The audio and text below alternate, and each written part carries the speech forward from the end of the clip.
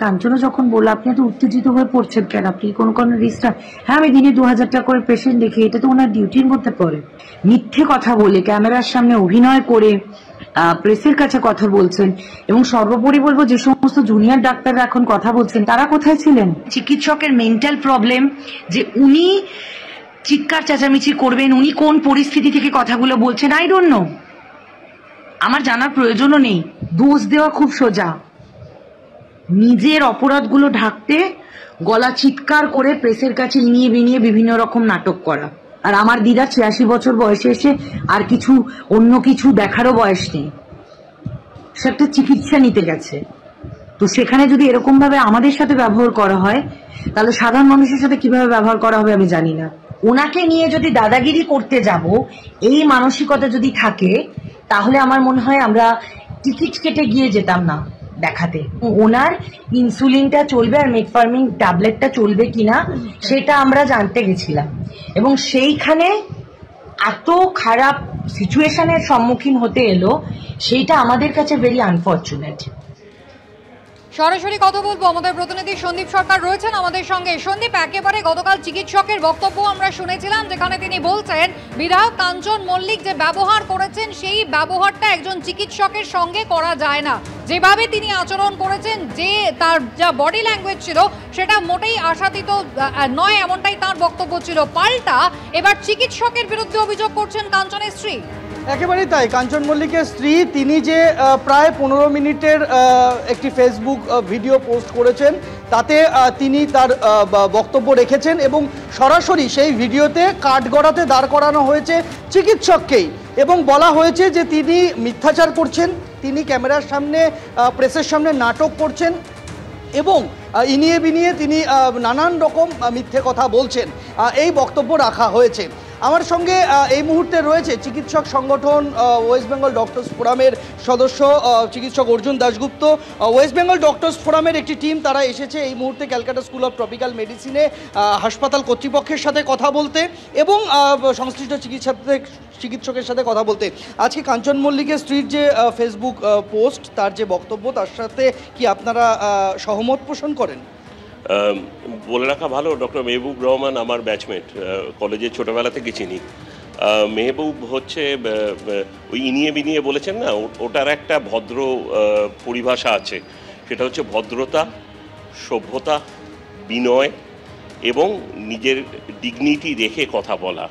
মেহবুব রহমান সেটাই করেছে। মেহবুবকে যারা চেনে, তার রোগীরা, তার কলিগরা, তার ছাত্ররা এবং আমরা তার সহপাঠী ছিলাম, আমরা জানি ওর মতো ভদ্র ছেলে হয় না। ও কাউকে কোনোদিন খারাপ ব্যবহার করতে পারে না, কোনোদিন কারোর সাথে খারাপ ব্যবহার করেনি, ভবিষ্যতেও করবে না। সেই আশ্বাসটা আমাদের আছে। সে তার অত্যন্ত গুরুদায়িত্ব পালন করছে।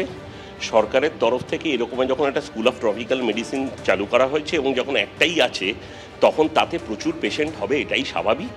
ওনার স্বামী একজন সরকারি পক্ষ থেকেই আসছেন, তিনিও খুব ভালো করে জানেন যে সরকারি হাসপাতালের অবস্থা কী।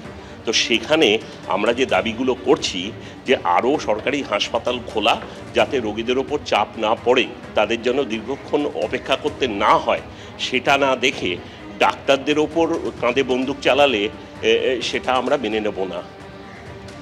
আজকে ওয়েস্ট বেঙ্গল ডক্টরস ফোরামের তরফ থেকে একটি ইমেল করা হয়েছে রাজ্যের মুখ্য সচিবকে।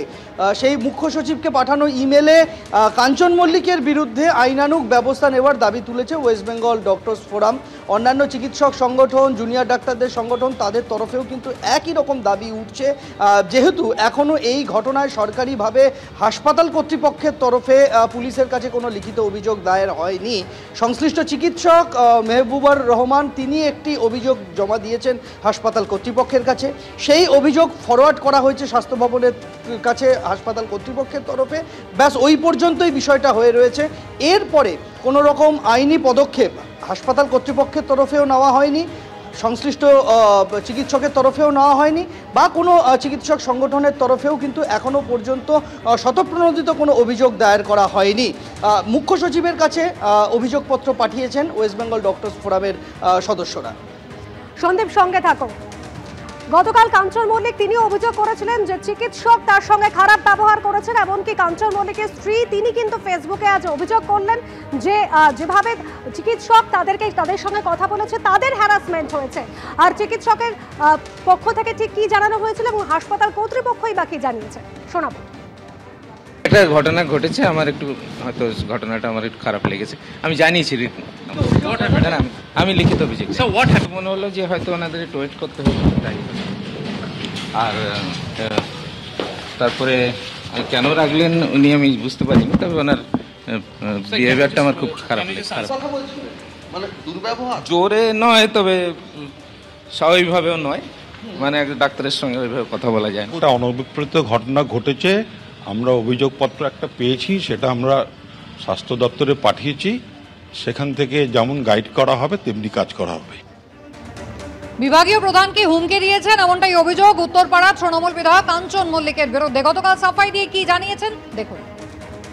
আমার 86 বছরের হুইল চেয়ারে বসা আমার দিদা শাশুড়ি ইট করিয়ে নিয়ম অনুযায়ী আমি গিয়ে দাঁড়িয়েছিলাম। নিয়ম পেশেন্ট দেখার পর উনি যখন বললেন আসুন, আমি তখন দেখেছি, উনি দেখে বললেন আপনি স্কিন ডিপার্টমেন্টে তো দেখিয়েছেন, আপনি এখানে কেন পেলেন? আমি বললাম দেখুন তবু একবার আমার যখন রেফার করেছে দেখে নিন, প্রেশার ঠিক আছে কিনা, একটু প্রেশারটা যদিও দেখে নেন তাহলেও হয়। হঠাৎ উনি বলে কি না দেখবো সেটা আপনি ঠিক করবেন। একটা ওষুধ ছিল, আমাকে জিজ্ঞেস করেছে আচ্ছা এই নেক্সট ওষুধটা কি চলবে না বন্ধ করে দেবো? তা উনি বললেন আপনি এমবিবিএস ডাক্তার না? আমি এমবিবিএস। যা তাহলে এখানে আসুন, এখানে এসে আপনি প্রেসক্রিপশন করে নিন, যান। এই আমি তখন বলেছি যে আপনি এভাবে কেন কথা বলছেন? আমি বললাম কি আশ্চর্য, গলা নামিয়ে কথা, আবার কি ধরনের কথাবার্তা।